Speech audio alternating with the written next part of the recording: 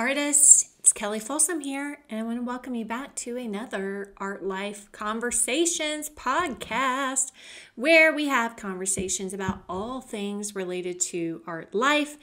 Thank you so much to all of you who are enjoying this podcast, who are sending me emails, thanking me for the podcast, leaving comments on Facebook, and all that good stuff. And remember, you can always send me topics that you would like me to consider discussing.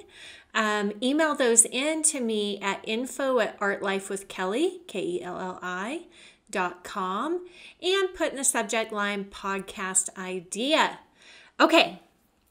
So today's episode is number 20. I can't believe we have done 20 episodes. We've had 20 conversations together, and it's already been so much fun. And I love, of course, hearing from all of you as well and the insights that you have after listening to the podcast. So let's keep these conversations going, and of course, reach out to me anytime anything that you would like me to discuss. Okay, so episode 20 today, I am talking about a topic that is very important to me, very near and dear to my heart, as all these topics are.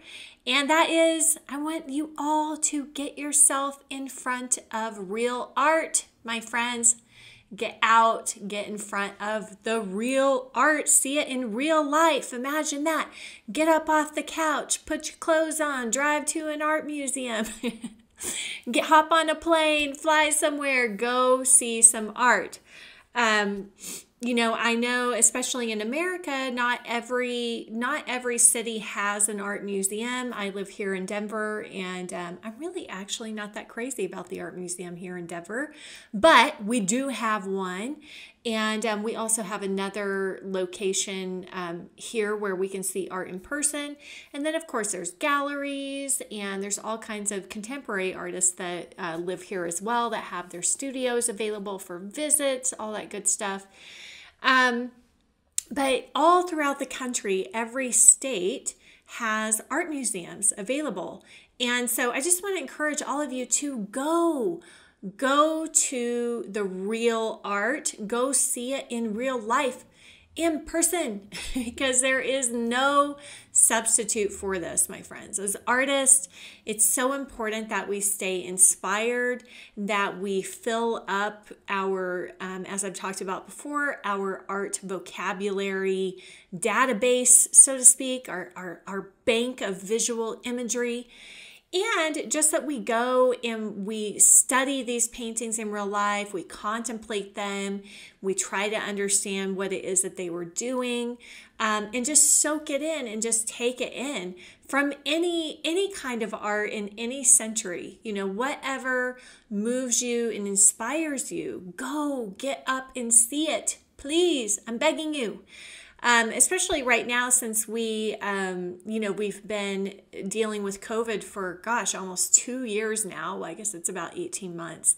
And so I know for a long time we weren't really able to do that. And now I know most people are getting vaccinated and, of course, able to wear a mask and, able to travel and go see some real art. So even if you cannot or don't want to hop on a plane and fly across the country like I just did last weekend, then get in the car, go to an art museum, or find somewhere, a gallery, somewhere where you can see some art in person. There's just no substitute for it. So Monte and I just got back from New York City recently. This is the first art trip we've been able to take since COVID. And so we flew to New York City to go to the Metropolitan Museum of Art. We also visited the Frick Museum there as well. And we just went every single day and just soaked in all of the art from like morning till night. And we were so exhausted, from being on our feet every day and, dealing with the crowds and all the walking, of course, that's in New York City. But it was so invigorating and so worth it. And there's just really nothing like seeing a real painting in real life. Listen, I love all of this modern technology that we have at our disposal.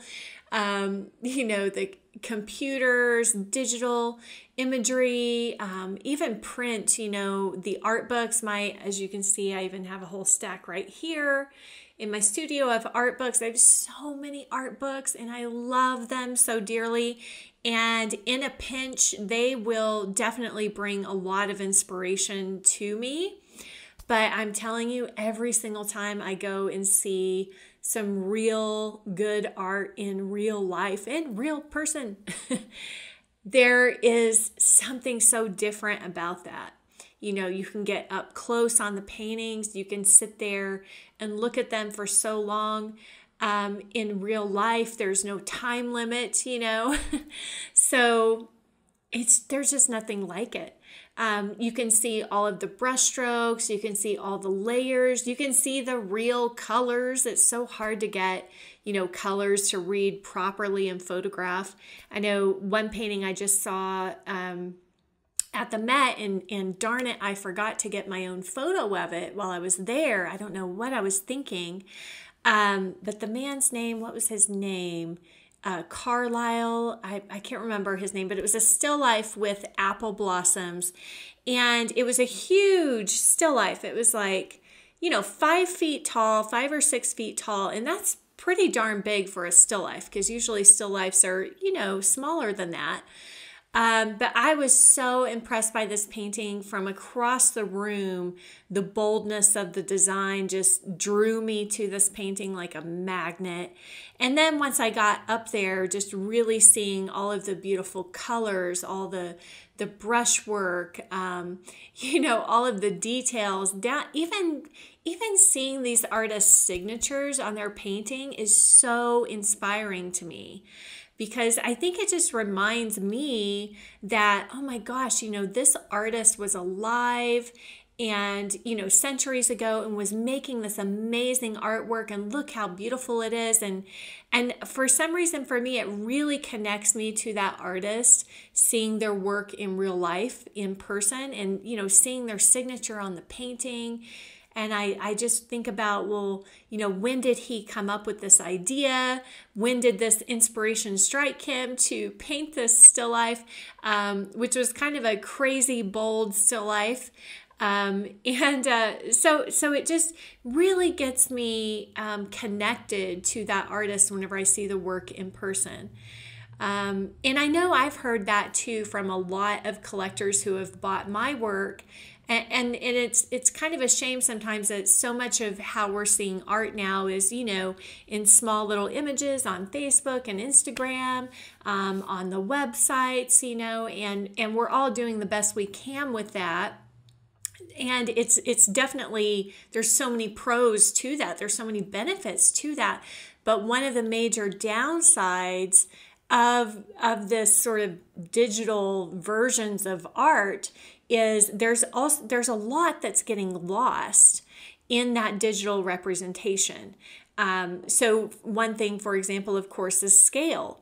Whenever I saw this painting in person at the Met, the first thing that struck me was, this painting is huge for a still life, and it got me all inspired, like, oh, I want to go home and paint like a huge still life now too, like how great is that? So bold, so beautiful. And if I were to have just seen a photograph of the still life, or maybe seen it in a book, then, I wouldn't have had that same connection or that same response to it. I wouldn't have really understood what that painting was like in reality, in real life. So that's one of the things that gets lost often, of course, is a scale. And I know sometimes we can see, people standing next to a photo of their art, or have something next to the artwork in the image to give a sense of scale. And I'm all for doing things like that, because I think anything that brings it closer to more of a real experience is beneficial.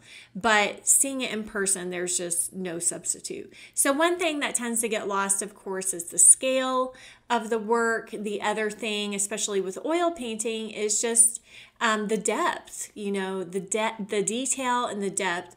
We've got amazing cameras now. Even our little iPhone computers that we're walking around with in our pockets every day have amazing cameras, but these cameras are not human eyes.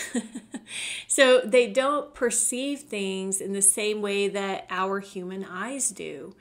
And so, for example, whenever we were at the Frick and went to the Frick, and we were in the Rembrandt room, and just, oh my gosh, it was so magnetic. It was so amazing, this painting, all of the paintings, but there was one in particular, a portrait of, I think this was a commission painting, and I can't think of the name of the painting, but it's a gentleman in a fur hat, and he's holding like a piece of paper, like he's about to hand it to somebody. You guys, this painting was so mind-blowing, so mind-blowing. Every piece of this painting was so gorgeous. And to be able to study it in person, you could also see, in a way, his process of the ground, what he toned the painting with, and the effects of cool on warm that he was doing, and the layering effects that he was getting with his paint. The impasto and the paint quality, how that creates a certain, appearance, which a lot of times, tends to fall very, very flat in a photograph. So again, just seeing these works of art in person, you can learn so much as an artist from studying them in person, really contemplating them. And of course, Monte and I, like to take notes, and then we share whenever we take breaks. We'll have these discussions with one another about the art and what we saw and what we discovered, and new ideas that we have now after studying this art in person. And it's interesting too, because I have loved going to art museums ever since I entered art school back in 2007. One of my favorite things to do, of course, is to travel and visit art in the art museums. And I'm fortunate that my partner is also very much in line with that, because we both love doing that. And it's so fascinating to me, because every single time that I go, I leave just with so much fuel in my artistic gas tank, so many new thoughts, so many new ideas. It's as if the artists they're long gone, right? Like they're dead, they're gone. But it's like their work is still speaking to us. Their work is still here to teach us and to touch us and to open our eyes to a new way of seeing the world.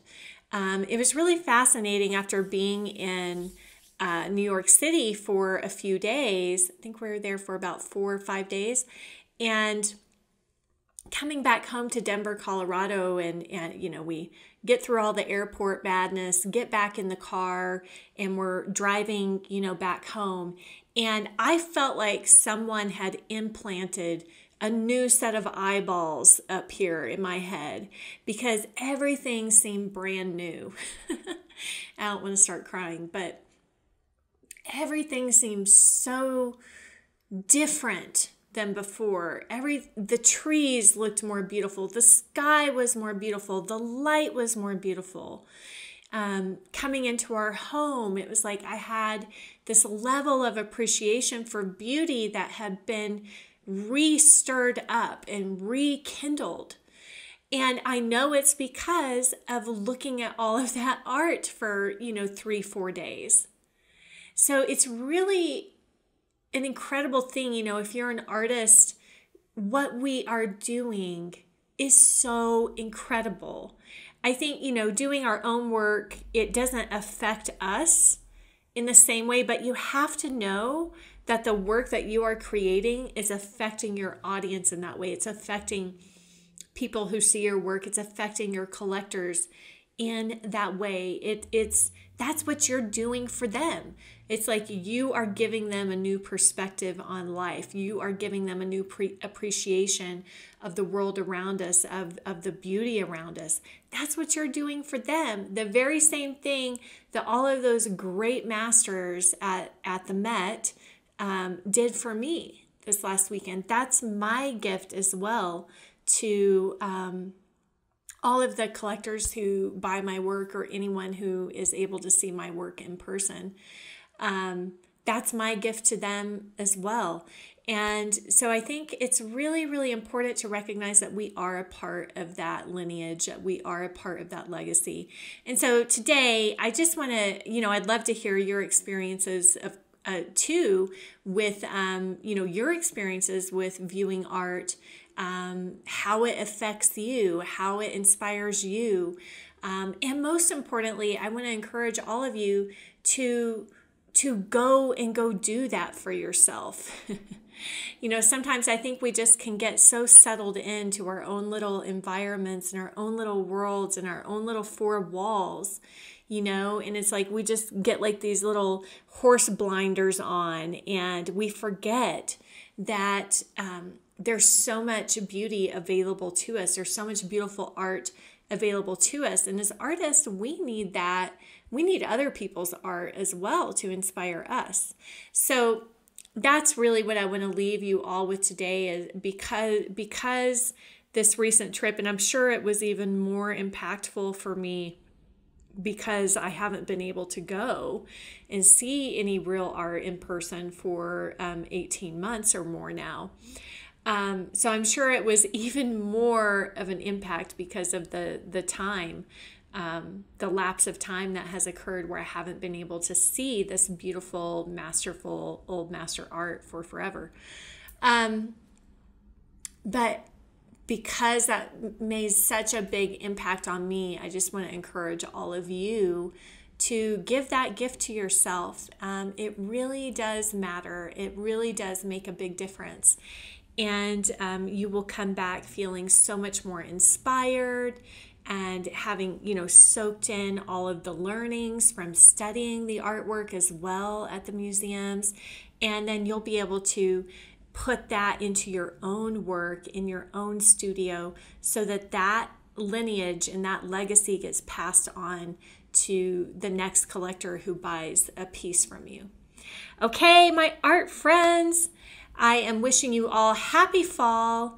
Hope you all are well, and I can't wait to hear your thoughts on studying real art in real life. All right, until next time, I'm wishing you all happy painting. Bye.